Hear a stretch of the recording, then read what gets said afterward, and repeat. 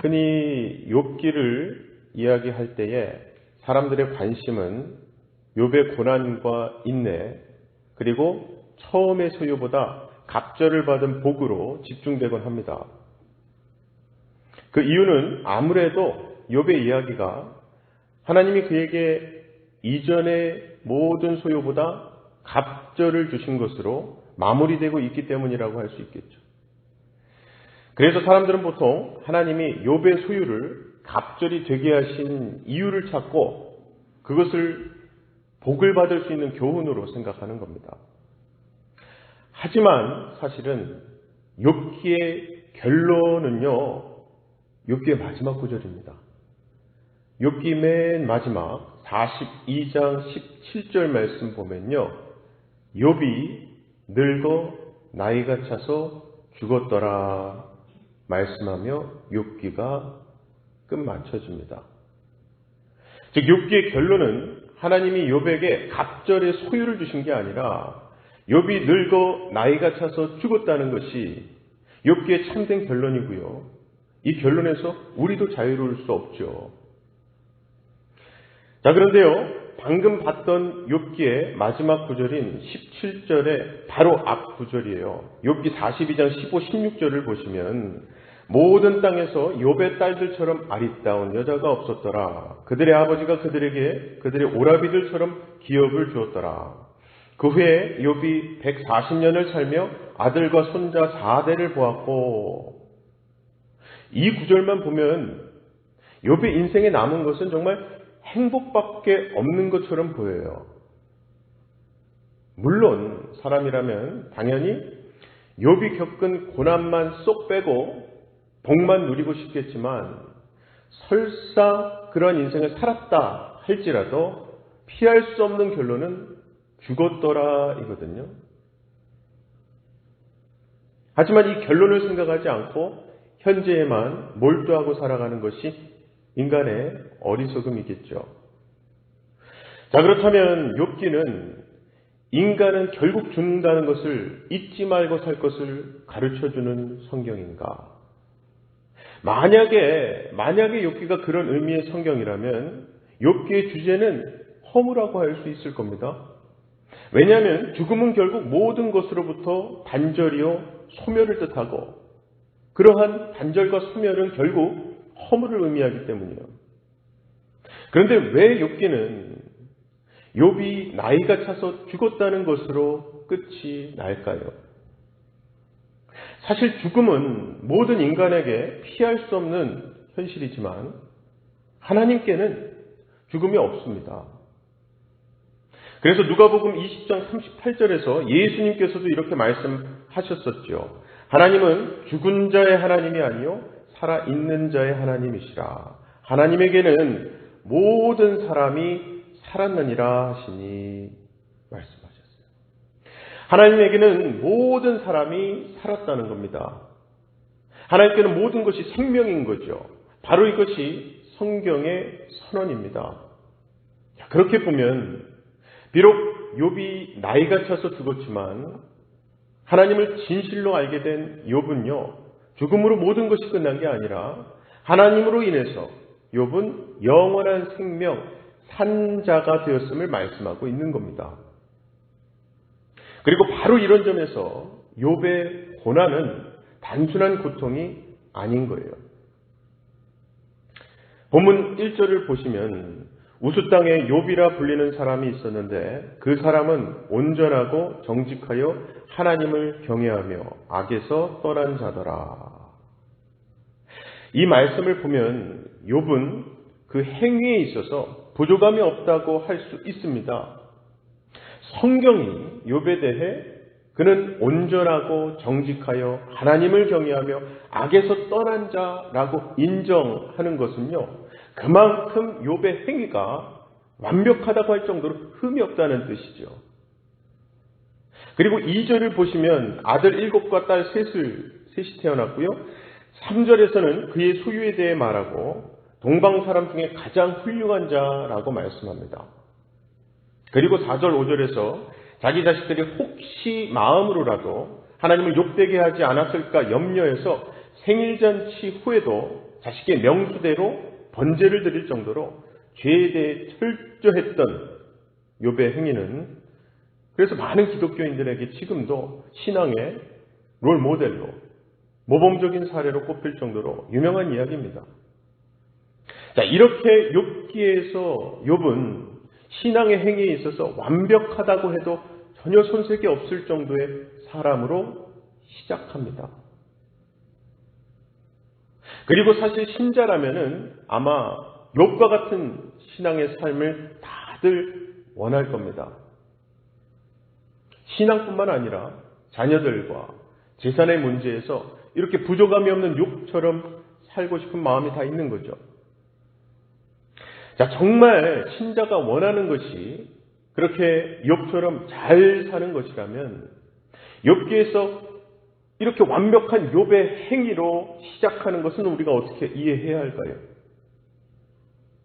성경이 악에서 떠난 자로 인정할 만큼 죄에 대해서도 철저했던 욥의 이 신앙생활, 믿음의 삶 말입니다. 우리가 보통 생각하는 신앙생활은 신앙이 부족한 사람이 하나님께 고난 연단을 받아서 정신을 차려서 신앙의 수준이 높아지고 그로 인해서 하나님이 어떤 갑절의 복을 주시는 그런 거 아닙니까? 그런데 욥기는 애초에 부족함이 없는 완벽한 수준에서 시작을 하는 거예요. 그래서 우리가 앞으로 욥기를 볼 때는요, 신앙의 행위가 완벽한 수준에 있는데도 불구하고 고난을 받게 되는 그 내막, 그 이유를 알아가는데 초점을 맞추고 보시면 욥기를 제대로 이해하는 데 도움이 되실 겁니다. 그리고 오늘 욥기를 시작하며 우리가 먼저 생각할 것은요, 결국 우리의 신앙의 완벽한 행위라고 생각하는 욥의 수준도 하나님이 원하시는 바가 아니라는 사실이에요.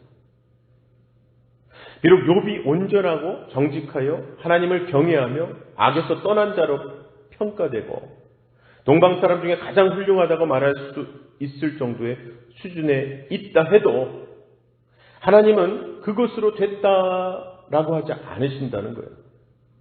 이것은 곧 하나님이 원하시는 바가 따로 있음을 의미하는 겁니다. 정말 욥기에는요, 욥의 죄가 등장하지 않아요. 그럼에도 불구하고 고난이 있다면 그것은 죄에 대한 징벌로 주어지는 것이 아니라는 뜻이죠. 지금도 많은 기독교인들이 고난을 겪게 되면은 내가 혹시 하나님께 어떤 죄를 지은 게 있나 바로 생각을 하곤 하는데요. 사실 그것은 하나님이 누구신가를 모를 때의 이야기입니다. 그리고 신자가 어떤 사람으로 어떤 세계에 존재하고 있는지에 대해서 모른다고 할 수 있죠. 그렇기 때문에 그저 고난이 없는 그냥 편안한 삶만 꿈꾸는 거예요. 그것을 목적으로 하는 신앙생활을 하는 사실 잘못을 범하게 되는 거죠. 그런데 여러분, 신자는 예수 그리스도의 용서 안에 그 십자가 사랑, 십자가 은혜 안에 있습니다. 바로 그 사실을 사도 바울은 로마서 8장 1절 2절에서 그러므로 이제 그리스도 예수 안에 있는 자에게는 결코 정죄함이 없나니 이는 그리스도 예수 안에 있는 생명의 성령의 법이 죄와 사망의 법에서 너를 해방하였습니다. 아멘. 그러므로 욥의 고난도 죄에 대한 징벌과는 무관합니다. 하지만 그렇다고 해서 무의미한 고난도 아니고요. 사탄의 말이 어떤 틀렸음을 보여주기 위한 그런 고난도 아니에요. 물론 욥이 고난을 받으면서도 하나님을 원망하지 않으므로 사탄의 주장이 잘못된 것으로 드러나기는 했습니다만 만약에 그것이 욥이 고난을 받아야 하는 어떤 이유의 전부였다면 욥의 입장은요, 그야말로 참 애매하고 억울할 수 있는 고난 아니겠습니까? 하지만 욥기에는 나중에 욥의 친구가 등장해서 욥과 논쟁을 하게 되고요. 하나님이 욥에게 말씀하시는 내용도 나와요. 특히 욥의 친구와의 대화를 통해서는 세상이 생각하는 신앙의 삶이 사탄의 주장과 다르지 않다는 것이 드러나게 되고요. 특히 욥에게 하신 하나님의 말씀을 통해서 비록 욥이 동방 사람들 중에 가장 훌륭하다는 평을 받을 정도의 사람이라 해도 하나님 앞에서는 단지 하나님이 지으신 피조물 뿐이라는 것이 드러나죠.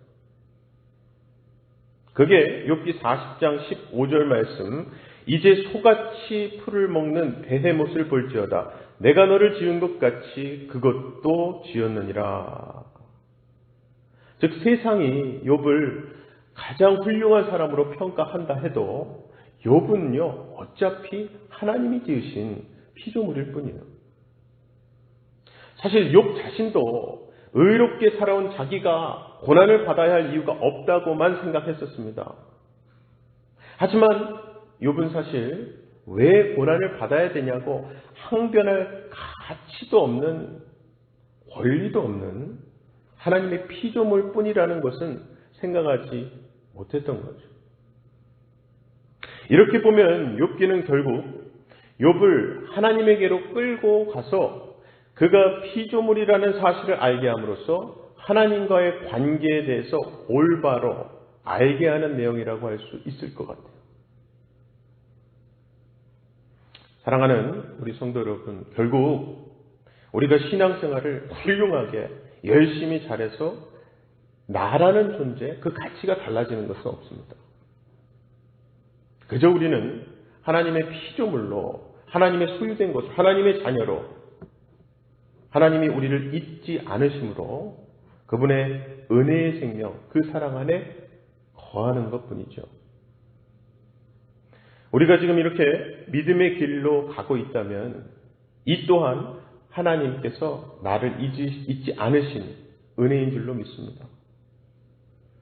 아무쪼록 신자는요, 잘 살아야 하고 훌륭해져야 하는 사람이 아니라 하나님의 은혜를 잊지 않아야 하는 사람임을 기억하시고 오늘도 그 은혜가 나를 살게 합니다 라는 고백이 기도 시간에 또 우리 삶 곳곳에 흘러나오는 저와 여러분 다 되시기를 주님의 이름으로 간절히 축원합니다. 시간 다 같이 두 가지 기도 제목 놓고 기도하실 때에 세상 그 어떤 것도 의지하지 않고 오직 하나님 은혜가 나를 살게 하심을 기억하고 그 은혜로 사는 하루, 또 그 은혜를 주변에 나누는 하루로 살게 해달라고 기도합시다. 두 번째는요, 성도들의 건강을 위해 기도 부탁드립니다. 특히 환우 성도님들 회복을 위해서 아시는 분들 혹은 모르셔도 하나님께 다 내려놓고 함께 기도해 주시기 바랍니다. 다 같이 기도하겠습니다. 사랑의 아버지 하나님 감사합니다. 하나님 말씀 덕분에 우리가 다시 세상에서 맺게 되는 관계나 세상에서 경험하고 우리가 바라게 되는 것들이 아니라 하나님과의 관계, 창조주와 피조물, 아버지와 자녀, 무엇보다 나 하나를 위해서 지금도 십자가에 당신의 외아들을 내어 주실 수도 있는 사랑의 하나님이심을 다시금 확인시켜 주셔서 참 감사합니다. 욥기 말씀을 시작하며 앞으로 우리가 보게 될 이 욥의 그 고난의 이유도 결국 하나님과 나와의 관계에 있어서 어떠한 상황도 그 관계를 끊을 수 없고 무엇보다 하나님 안에 있는 것은 생명이요 영원한 안식임을 깨닫게 되는 욥기의 여정이 되게 하여 주시옵소서. 특별히 우리 교회 성도님들의 건강을 하나님께서 항상 돌보시고 지켜주시는 줄로 믿고 감사합니다.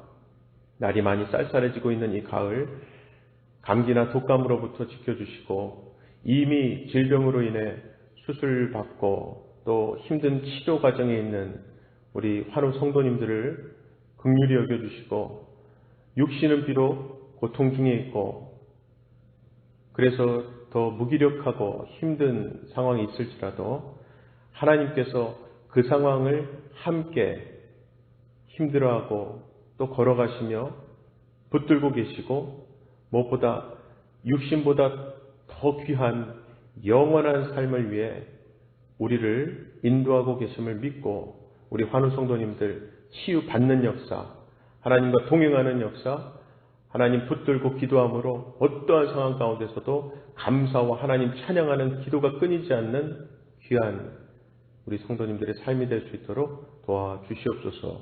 오늘도 하나님 말씀 붙들고 시작할 때에 10월의 첫날 10월도 하나님께 온전히 드려지고 하나님과 가까워지며 하나님께 집중되어지는 귀한 10월이 되게 하실 줄 믿사옵고 모든 말씀 예수님 이름으로 기도하옵나이다. 아멘.